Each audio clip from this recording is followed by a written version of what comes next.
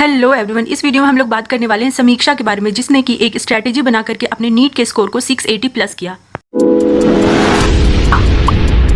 समीक्षा ने 680 प्लस का स्कोर 20 डे की स्ट्रैटेजी बनाकर किया है, इसलिए उसकी स्टोरी और भी स्पेशल हो जाती है। समीक्षा ने एग्जाम के 5 मंथ पहले ही नीट का प्रिपरेशन को स्टार्ट किया था।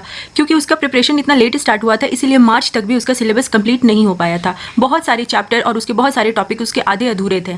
कॉन्सेप्ट भी काफ़ी कुछ क्लियर नहीं था।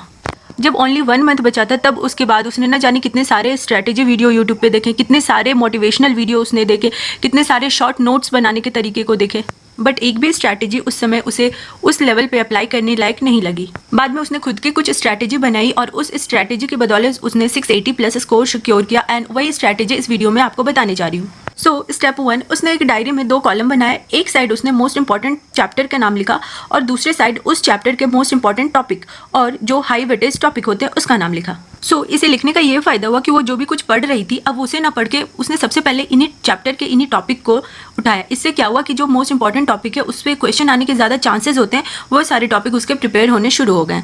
Second, short analysis. इसमें आपको अपने टॉपिक्स और चैप्टर के बारे में एनालिसिस करना है कि कौन से ऐसे टॉपिक्स हैं जो आपने बहुत अच्छे से पढ़े हैं, वो आपके स्ट्रॉन्ग पॉइंट होंगे। कुछ ऐसे टॉपिक्स होंगे जो आपने बिल्कुल भी टच नहीं किए हों या आपको बिल्कुल समझ नहीं आई होगी, वो आपके वीक पॉइंट होंगे। सो आपको देखना है कि आपके वो सभी वीक टॉपिक जो ऑलरेडी हाई वेटेज मार्क्स वाले हैं, उनको सबसे पहले क्लियर करना है, उनको सबसे पहले मास्टरी करना है। ये करने से आप देखना आपके मॉक टेस्ट में स्कोर ज़रूर हाई हो जाएंगे। ऐसा इसलिए होता है क्योंकि आपने हाई वेटेज टॉपिक को ही क्लियर पहले से नहीं किया है और आप दूसरे टॉपिक्स पे ज़्यादा टाइम लगा रहे हो। थर्ड है मिस्टेक नोटबुक। आप सभी को एक अपना कॉपी रखना है जिसमें कि आपने जो भी गलतियाँ रेगुलर बेसिस पे करी हैं, आप जो भी गलती कर रहे हो उसको नोट डाउन करके रखो। एक बार जब आपने टेस्ट दिया और आपने उसमें जो भी गलतियां हुई हैं उसको लिख ली, उसके बाद उसके नीचे उसका करेक्ट आंसर को लिखो।